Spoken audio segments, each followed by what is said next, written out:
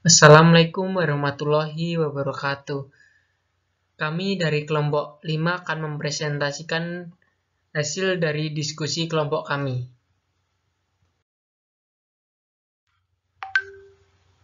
Kelompok 5 beranggotakan 1. Aprilia Dwi Saputri, 2. Akbar Putra Effendi, 3. Rahman Nisa Al-Zura, 4. Najia Suryanti Putri, 5. Nurmengga Fauziyah.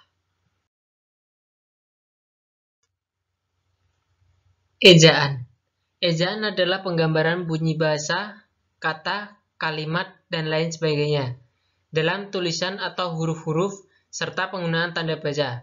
Ejaan biasanya memiliki 3 aspek, yaitu aspek fonologis yang menyangkut penggambaran fenomena dengan huruf dan penyusunan abjad. Ejaan Van Ophuijsen. Ejaan ini diterbitkan pada tahun 1901 dalam kitab Logat Melayu. Charles Adrian Van Ophuijsen adalah tokoh penting di balik pengembangan ejaan ini, dibantu oleh Muhammad Taib Said, Sultan Ibrahim, dan Engku Nawawi gelar Sultan Makmur. Ejaan Van Ophuijsen ini banyak dipengaruhi oleh ejaan Belanda, sebab pada saat itu Indonesia masih dijajah oleh Belanda.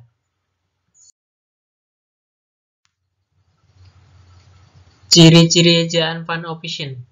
1. Penggunaan huruf C yang dibaca J, misalnya jang sama dengan yang. 2. Huruf OE yang dibaca U, bulan dibacanya bulan. 3.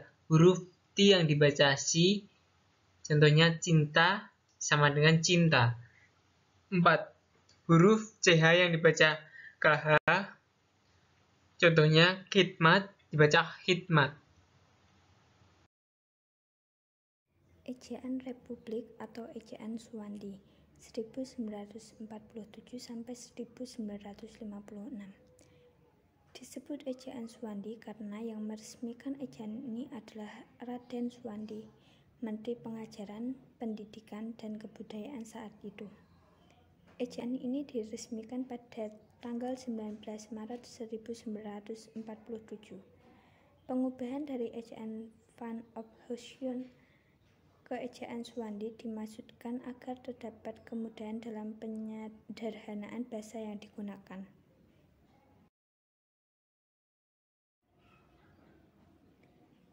Beberapa perubahan penting dalam Ejaan Suwandi.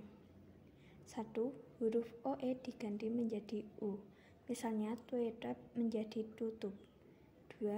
Bunyi sentak diganti dengan huruf K, misalnya rakyat menjadi rakyat. 3. Kata ulang boleh ditulis dengan angka 2, tetapi harus diperhatikan pada bagian mana pengulangannya. Misalnya bermain-main menjadi bermain 2. 4. Tanda trema dihilangkan, misalnya taat menjadi taat. Huruf E. 5. Huruf E disamakan sehingga tidak perlu ada pemberian garis di bagian atas. Misalnya dalam kata beras, sejuk, bebas, dan merah. Ejaan Pembaharuan tahun 1956 sampai 1961. Ejaan pembaharuan dimaksudkan untuk menyempurnakan Ejaan Suwandi. Berdasarkan Surat Keputusan Menteri P dan K nomor 48 tahun 1956, ejaan ini memuat standar satu fonemen dengan satu huruf. Misalnya kata menyanyi, menjanji, menjadi, menani. Selain itu, untuk kata-kata yang berdiftong AI, AU, dan OI dieja menjadi AY, AW, dan OY. Misalnya, kerbau menjadi kerbau, sungai menjadi sungai, dan koboi menjadi koboi. Sayangnya ejaan ini urung diresmikan dalam undang-undang. Ejaan Melindo, Melayu Indonesia, tahun 1961 sampai 1967. Ejaan ini didasarkan pada keinginan untuk menyatukan bahasa Melayu dan bahasa Indonesia. Indonesia dan Malaysia sebagai dua negara yang menggunakan bahasa Melayu pun bersama-sama ingin menyeragamkan ejaan dalam penggunaan bahasa dua negara ini. Sebagian besar perubahan pada ejaan ini sama dengan apa yang ada pada ejaan pembaharuan. Hanya saja pada fonem epipet dalam sebuah kata harus diberikan garis di atasnya. Sayangnya ejaan ini gagal menjadi kenyataan karena konfrontasi politik antar kedua negara.